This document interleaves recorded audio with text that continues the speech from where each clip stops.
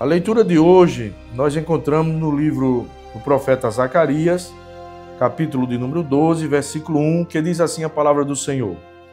Peso da palavra do Senhor sobre Israel. Fala o Senhor, o que estendeu o céu, o que funda a terra e o que forma o espírito do homem dentro dele.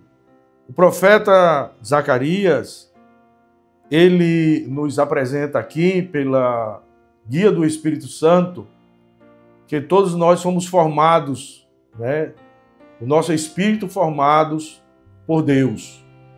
Temos em nós um espírito que Deus foi quem fez, foi quem formou.